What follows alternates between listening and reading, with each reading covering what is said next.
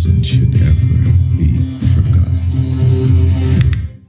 Ooh, creepy. Bonfire Night on Tuesday, the 5th of November. And RB Leipzig is traveling to Glasgow. Is it a bad omen? Stay tuned to find out more.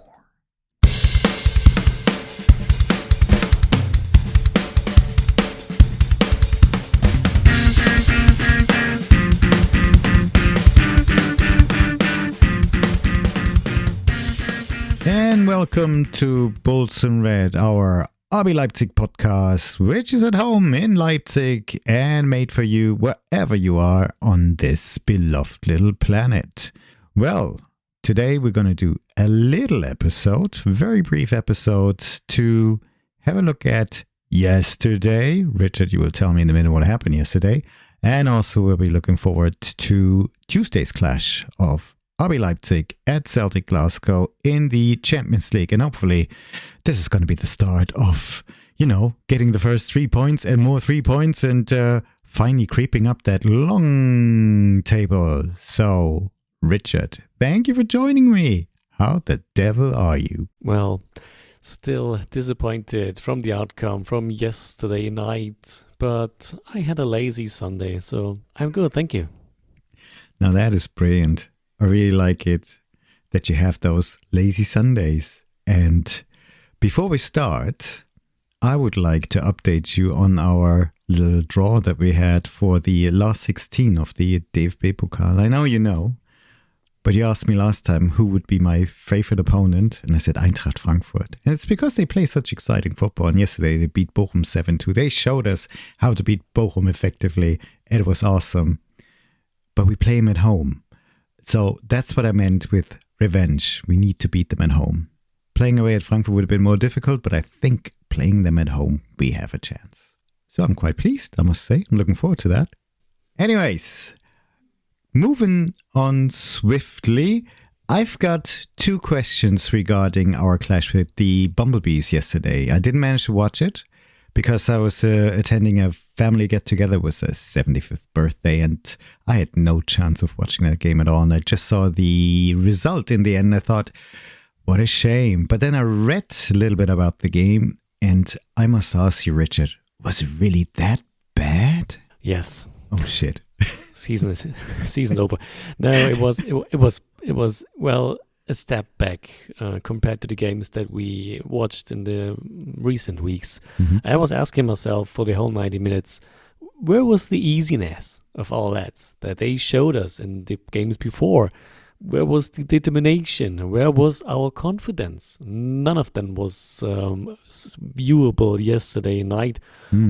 Our team was swamped with attacks over and over again, and because, in my opinion, this came from unfocused and uncoordinated deep pressing. Nothing left from that controlled pressing that we talked about from the St. Pauli match, where I mentioned it, that I liked it. I liked what I saw, that they didn't act like headless chicken and every man for himself. They acted as a team in this whole pressing thing. But this time, yesterday evening, nothing left from that. It was above all, it was pointless effort in the opposite half, and that led to those situations. There was so much open space in midfield over and over again, and Dortmund exploited it very well. I have to admit that they just made it brilliant. So also that they managed it to unleash themselves, that they outplayed from their defense. They used the whole pitch, circled the ball around, and often it was quite simple because they just passed it to the next man open, and because there wasn't any dangerous pressure. And so they made really, really good things especially in the first 45 minutes. And well, my humble opinion, this thing is on Marco Rose. Mm-hmm. So in terms of, well, we often talk about, hey, it's in-game coaching thing, and then this in-game coaching thing isn't really there from our gaffer, and I'm like, okay, this is okay for me because I'm not a fan of throwing it all over just because some plan doesn't work out properly within the first 25-30 minutes. Stick to your game plan, is what I like, is what would be my approach too. But in that case, it was so clear and obvious that this is not the correct approach to get anything going against this Dortmund squad. So I want to blame him that he didn't change, well, at least enough during halftime, that we maybe go out with another approach to close those gaps, to close this much open space in midfield, to narrow things, to narrow the moving space that the Dortmund midfielders got. It wasn't there for me, and so this thing is on Marco Rose. Wow, this is really interesting coming out of your mouth, because usually I don't hear that. And it seems that on this occasion it was quite obvious. But one thing that is a big question mark in my mind now, listening to all of the things that didn't really work out, and some fundamental basics which didn't seem to happen at all, and bearing in mind that we're still missing quite a few of these key players, the game changers, are you concerned at all regarding our clash in Glasgow with Celtic, and then maybe for the rest of the first half of the season? No, not at all, because this upcoming clash at Celtic is a whole nother story. You know, I don't want to be disrespectful, but individually, Celtic is at best a mediocre Bundesliga team. If so, the individual quality is from Dortmund, what I saw yesterday and what everybody knows, is so much higher than that was the individual quality of the Celtic lads, is that if we are heading into this game with the same approach, I'm sure about that this will work out much better than it did on Saturday night. So I'm not concerned at all, even if you bear in mind that we are still without Schlager, still without Xavi, and still without Raum. I think we have Seiwald back. He could be an opportunity for at least 30 minutes. We had Ogo as well. That takes a little bit pressure from Nusa and from Kampel and Haidara and Vermeeren, and gives a little more options to the coaching staff. And I think with the view to our lads, improvement in every part of our playing style, and then things will getting very, very ugly versus Stuttgart and Frankfurt as well. And in some away games, if I think about Bremen or Freiburg, you know, those places where strong home teams and that are also eager to play. Well, I guess we have to wait and see. But let's focus on our next match, which is on Tuesday already. The team is traveling to Scotland and will face, once again, the mighty Celtic Glasgow. Mind you, we have played both teams in Glasgow, the Rangers and Celtic. We beat them both in one game, but we lost as well. So there you go. Glasgow is a bit of an iffy spot for us. But the 5th of November is in Great Britain a special day, and it's called Bonfire Night, or Guy Fawkes Night. And who was that Guy Fawkes? Well, that Guy Fawkes was the guy who was planning, alongside some of his mates, so to speak, comrades, to blow up the Houses of Parliament on the 5th of November in 1605. It's quite a while back, and you could argue, well, that's an English thing. But actually, it is something which is regarded as something they are thinking of on an annual basis in the whole of Great Britain, so in Glasgow as well. And how do they commemorate this? Well, it's by lighting up bonfires, fireworks. Actually, it's more fireworks than New Year's Eve. Can you believe it? And in the case of Glaswegians, with hearty food, haggis, which maybe in German something like Saumagen, so Helmut Kohl would have approved, to be honest. And they also have Bratäpfel, apples on a stick with a toffee, I think, coating as well. Very sweet. So it's similar to what we have in Germany as well. And of course, something we don't have is that great Scottish whiskey. So it is a thing of a loud noise, a lot of fire. And the background is, again, of course, Guy Fawkes tried to blow up the Houses of Parliament and effectively assassinate the King, James I, or as I think it's James VI, depending on if you got the Scottish or English view. And the background to this is that the Catholic Church was actually forbidden before that by that big king, Henry VIII, the one with the many wives, and he probably had a lot of food because he was quite fat. That's what I heard. And he actually introduced the Church of England and criminalized the Catholic Church, which was superior at the time. And everybody in England needed or was to go to the Church of England. And if they didn't, they had to pay £20 a month. Doesn't sound like much now, but do bear in mind that the average wage annually was £2. So it was near impossible.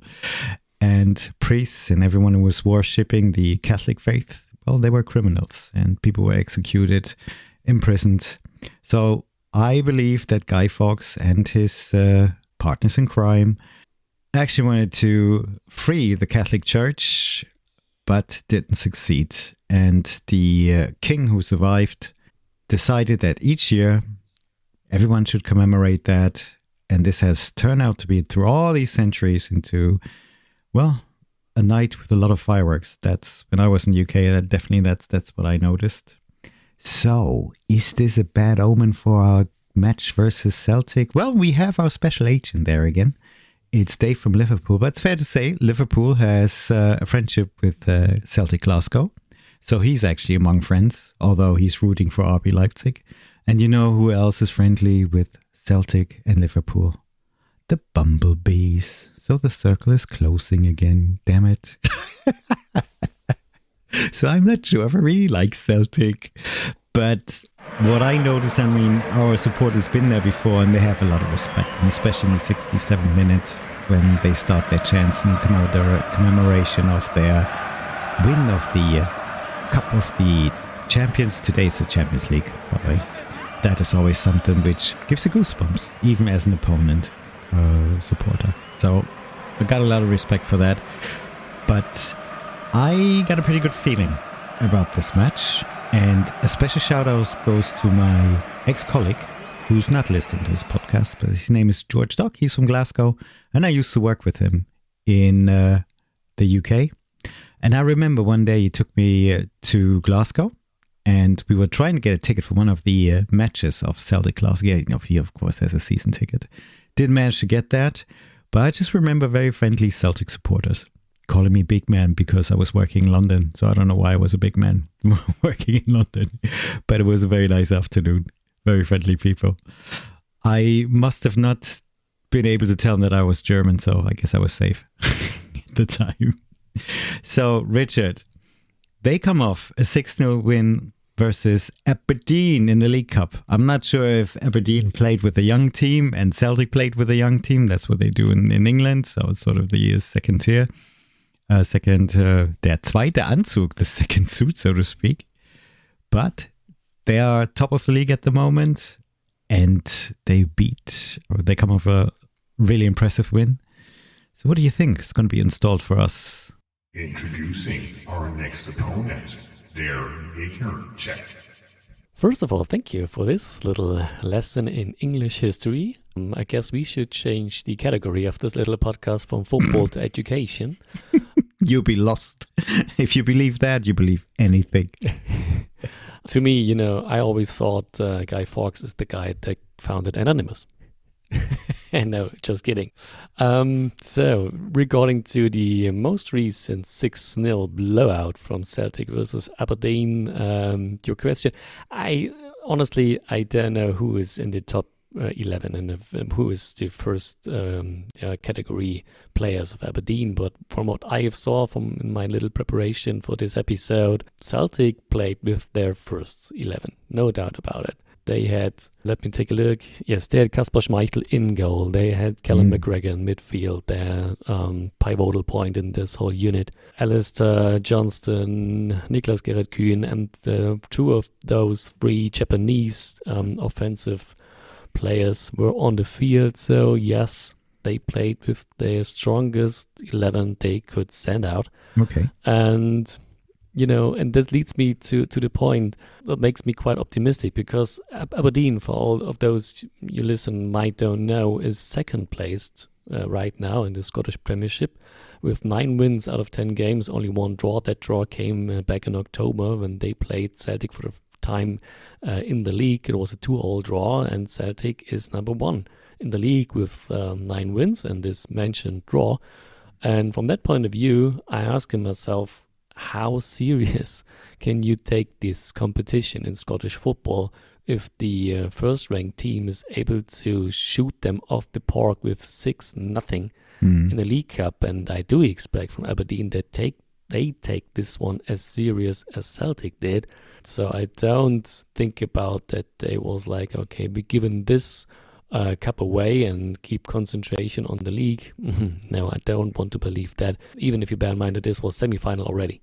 Yeah. Okay, there are no many teams in the Scottish Premiership, so you're reaching the semi-final quite fast. And the final will take place on 15th of December, so this year. But anyway, the whole point is, well, Scottish football is so polarized. And from time to time, from season to season, even more so. And it seems like for the last decade, it's all Celtic. So they won 12 out of 13 possible championships in the last 13 seasons. Only 2021, it wasn't the Rangers who somehow came in between in this particular one single season. And besides that, it's all Celtic, and it's never been really close. So, but can I interrupt you there? I'm sorry. Please. Before Glasgow Rangers went bankrupt that was 2010, 2011, I think. Might be wrong there. Yeah, it was between Celtic and Rangers, and both of them won those championships numerous times. And it took Rangers a long time to come back. They had to start in the 4th tier and did go up quite quickly and came back into the Premiership. But in order to be competitive, I suppose it took them longer. I just know they beat us a couple of years ago. Yeah, you're absolutely right. The last champion in Scottish football that did not came out of the city of Glasgow was, I think it was Aberdeen. Okay. In the 1984-85 season. Now for almost 40 years. That is big suspense, isn't it? So this is just lopsided competition. Oh my God. And the strength of the league is just not there. And if you take a closer look into what Celtic did in this first 9 or 10 games into the season, they had at least, keep that Derby versus Rangers aside, they had at least 71% ball possession in any game. With peaks of 82 versus Kilmarnock and Ross County. You might never have heard of Ross County. Okay, of course. It's top tier. It's top tier Scottish football. I know. And from this, they were just out shooting their opponents. They managed to get 22.3 shots per 90 minutes. This is ridiculously high. And to put this into perspective, and I checked all of those other 5 big leagues in Europe, non-side has more than 19. Okay, so non-side, not Bayern, not Leverkusen, even not Paris, has more than 19 shots in 90 minutes, and Celtic has 22 point something. And this is outstanding. And yeah, we talked about this Aberdeen match already. And so, but when it comes to international games, it's clearly visible that this is just another level of association football competition compared to the SPL. So usually in the group stage, it's the end of the line for Celtic. And it doesn't matter if it's UCL or Europa League. Mm-hmm. And from the last 13 home matches in the UEFA Champions League group stage or league phase, they won 2. Who did they beat? Recently it was Slovan Bratislava. They 5-1 blowout. If you look into the Slovakian league, that is even worse. So it's not that lopsided like the Scottish Premiership, but it's even worse according to the competition level. So, and the other second win out of the last 13 games came versus Feyenoord in the 2023-24 campaign. They won 2-1. So, and to any other club, and they played Real Madrid, they played Barcelona at home, they played Leverkusen in the Europa League, they played Paris. they played versus Bayern and they played also versus Leipzig. You mentioned that. And in all of those matches, they lost or either draw. That's the best that was possible for them. And they were, so from what I have saw, in every match, the clearly weaker team. Mm-hmm. So that makes me, in general, quite confident that we are going to travel there. It's going to be a hard match. It's going to be a tough match. So don't get me wrong, because all those 6 or 7 sides that take the victory out of Celtic Park in European competitions, they didn't usually not shut them out of their stadium. So the victories came at most times by 1 or at least at max at best 2 goals. It's very, very rare occasions that you're going to take a 3-goal or even more advantage out of those games as a visiting team. And, I talked about in the beginning that the individual strength of the Celtic team isn't just there compared to European competition and compared to our lads as well, but I would like to drop some names, some players to watch, because it's quite interesting who is on their roster. So, are you ready? Of course, I'm ready. So, I talked about the individual strength and the individual quality that is just not there compared to European level and compared to our lads. But I would like to introduce some players of them because it's quite interesting who is on their roster. Mm-hmm. There's the new number 1, because Joe Hart, I think he stepped away from football, if I'm correct. So they need he was on the BBC as a commentator during the Euros. But he could have still played football. I don't know. Yeah, but maybe he does, but not on a professional level, for at least what I have found. Okay. So the new number 1 in goal is Kasper Schmeichel. I like the guy. Me too. I think it's a fantastic keeper. This long-time Leicester City keeper. And he went from there to Nice in France and to Anderlecht in Belgium. And now he's back on the island for Celtic.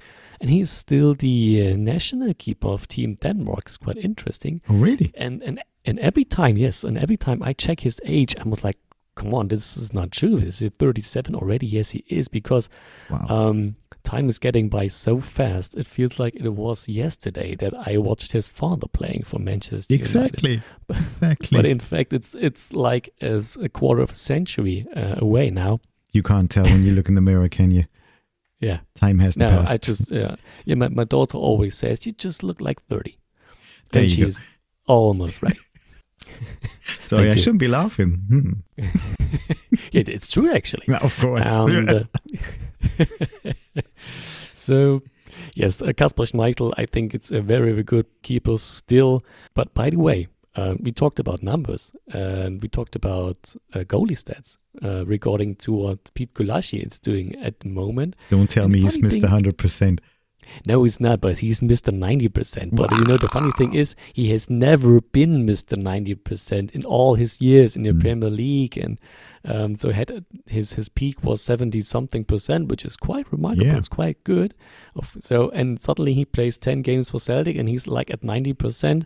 That speaks for the weakness of the opponent's strikers. That just speaks for the greatness of this goalkeeper. Well, I would love if this were true, if this was true, but I don't expect the man on his very last gasp in professional football to make such a leap in his performance. Anyway, still good. And then they got their defense, and they have a special midfielder, and parts of their defense are playing for a long time together. Please keep an eye on number 42, Callum McGregor. You can say it's a club legend with only 31 years now, but this center midfielder is now, I think, in the club for like 9 or 10 seasons, but is 7 seasons now a regular starter. And I think, and I dropped this name already a few moments ago, I think the most important part in their whole squad, the pivotal point in midfield, he's left-footed with a nice touch, nice vision, always able to set up his teammates. And if necessary, he can go and shoot and score from the distance because he has a very nice, a very talented left foot. And if you don't let him too much space, because he will show you. Mm-hmm. And then there are some interesting defenders, because there's number 5 and number 2. It's Liam Scales, 26-year-old centre-back from Ireland, also left-footed, which is quite remarkable. That I think they have 3 or 4 lefties in their squad, and it's not that often that you have so much left-footed players. We have to keep an eye on that, because maybe our lads are not used to that. So more often than not, you face like a squad with 8 or 9 right-footed players, and here I think, depending on who is gonna Brendan Rodgers to send out on Tuesday night, there might be 4 or even 5 players. So keep an eye on that. And Liam Scales, it's a defender, and he is a regular starter. And next to him, a right back from Canada, it's Alistair Johnston, who's 26 years old also. And this is their defending block. So you have the number 5 and number 2. This is what they are always sending out in the backfield, and Kasper Schmeichel as well. And yes, I think that this is clearly no disadvantage that those defenders I mentioned and Callum McGregor are playing together for such a long time now. So at least several seasons. But here's the one I would like to tell you, and I think regarding to the CelticStar.com. I think it's such an online magazine, maybe a fancy, I don't know what is it exactly, but it's a website, the CelticStar.com. According to them, their number 10 is, and here's a quote, the best player in Scottish football thus far this season, with 15 goal involvements in any competitions. Okay. And his name is Nicolas Gerrit Kühn. Sounds German? Sounds Correct. German. It is German. It's a 24-year-old German 24. winger. He's 24. 20, it's 20. It's 24. It's a 24-year-old German winger, and guess what? He played for RBL in his youth. Yes. Come on. Yeah. When? When he was in the age of 16 and 17, he played for RBL actually. Oh, He wasn't. we have an He wasn't implant. he was at best a rotational player, so he didn't make it to the starting 11 on a regular basis. All right. And joined young Ajax before he was getting 18. Was maybe necessary or useful for his career, because after the Erzgebirge Aue stint, he went to Rapid Wien. So he climbed slowly the leagues up. Okay, so 3rd league in Germany, 2nd league, and then 1st Austrian league with Rapid Wien, and now he is for the 2nd season at Celtic. And I think it seems, for at least in this Scottish football competition level, it seems that now he find his way to perform. So I told you, It'll be interesting to see how he actually performs on international stage versus our team as well. They're all going to have tremendous support. They're going to be roaring. It's going to be really loud. It's really going to be interesting to see what kind of qualities he has developed and how he's going to unleash them. And I guess Celtic, is really going to play as a team. they will. And I don't expect this young guy to be a rising star in European top levels. So don't get me wrong. I think he is good, and you have to keep an eye on him because he is left-footed too. There's another guy, and he's a right winger. I know what he likes doing most from the highlights that I saw is he's liked doing the Robin.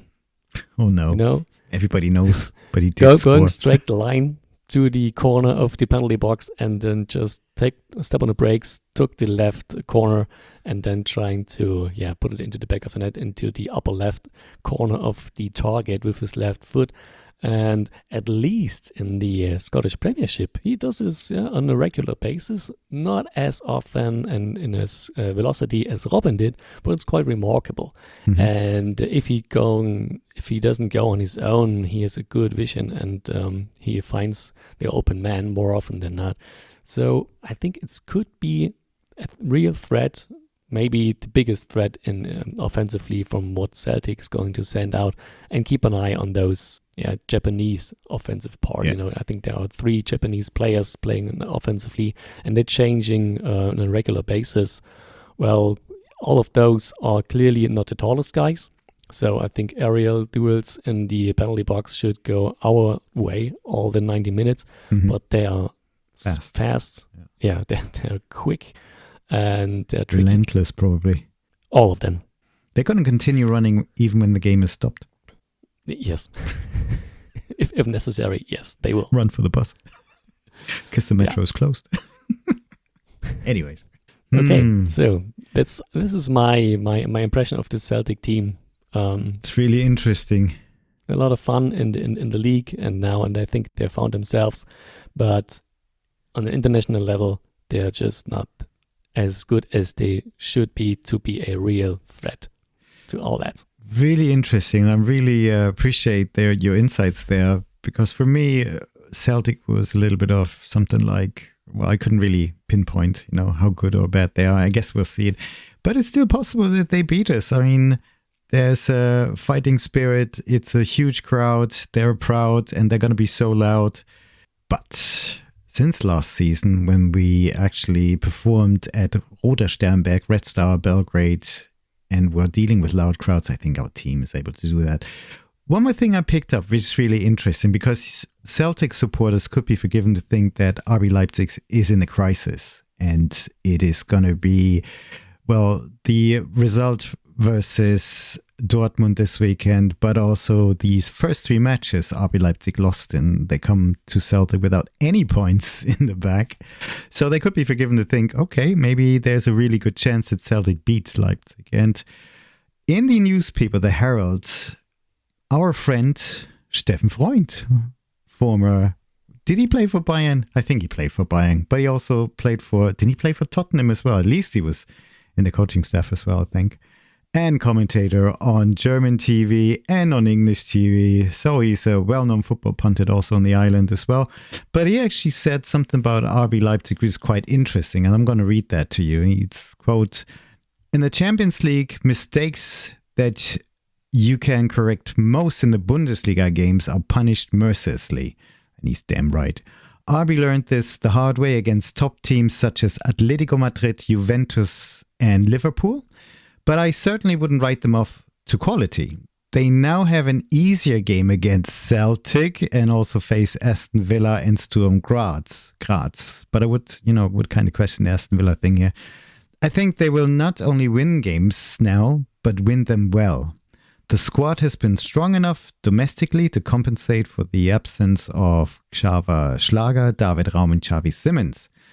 One of Marco Rose's great strengths is his good relationships with his players. For me, there is no reason why RB can't go on and challenge for the title this season and even win it. We saw it was possible last season with Bayer Leverkusen. So I kind of share your optimism. It's going to be hard, but I don't expect a huge landslide win. But I'm going to go here with my score prediction first, and I think we're going to do it 3-1. It's going to be a 3-1 win. What do you think? That would be huge. What? Oh my God. I think because I told you, I don't expect them to score, to go away with the 2-goal differential win. Okay. So this is because I'm going with a much more, at least regarding to the outcome, a closer 2-1 win. I don't expect it to be a close game, but I think it's going to hard to score. Yeah, bear in mind, keeper Schmeichel is in the net, so 2-1 win for RBL. Okay, so let's see what your prediction is for your starting 11. Who's gonna Marco Rose send out? Liebe Fußballfans, wir kommen jetzt zu unserer heutigen Mannschaftsaufstellung. Well, I would send out almost the same starting 11 from the last match at Dortmund. So Pete Gulasche, Pete the Wall. Thank you, Pete. Thank you from saving the evening yesterday from becoming a disaster. So Pete again in our net. So in the back four, Henrichs, Orban, Lukebach, Treda. And then the 3-man midfields. I would like to send out Kampel, Haidara and Nusa. And in the attacking department, Sheshko, Openda and Baumgartner. And though I read that it should have been a 4-2-2-2 or maybe a 3-4-3. From what I saw, I think it was more a 4-3-3 formation. But anyway, I think we should take the, as we say in German, our heart in our hands and play with confidence, and then this will work out well with this starting 11. Marco, come on. It's got to happen. We need those 3 points, and we need to start now and just regain our confidence as well, because even the Bundesliga, the next upcoming opponent at home is still going to be tough. And to all the supporters who managed to go out to Glasgow, enjoy the city. They're really friendly people. It's a really nice city. Join in the celebrations of Bonfire Night. Us Germans, we like a bit of fireworks. Enjoy the food, the drinks. Don't mention Red Bull because they got their own energy drink, and find out yourself for yourself. I'm not going to tell you. By the way, another match day video is coming up as well, so keep looking out for that as well. And in that, I'll disclose what the Scottish energy drink is. And be aware, the Scottish also like to deep fry certain candy bars. So, anyways, this has been Bulls in Red, our RB Leipzig podcast, which is at home in Leipzig and made for you wherever you are. This has been a quick edition ahead of our UCL clash with Celtic Glasgow. We'll be back later this week with our regular episode, and we'll be looking at our next opponent, Mönchengladbach, and we'll definitely look back at what's going to happen on Tuesday in Glasgow. And if you like this podcast, we'd be grateful if you could subscribe to it on your favorite platform. Thank you very much for listening. You can follow us also on X Twitter. Our username is podcast_RBL. We're also on Instagram. We are called Bulls in Red. If you wish to send us an email, you can do so. The email address is podcast@bullsinred.com. And our episodes are available on Apple, Spotify, YouTube, and Co. And we hope to talk to you again around Tuesday, Friday. And let's keep our fingers crossed for Tuesday. Have a great week. Talk to you soon. Danke, Richard. Thank you very much, Richard. Und auf geht's, Leipziger Jungs.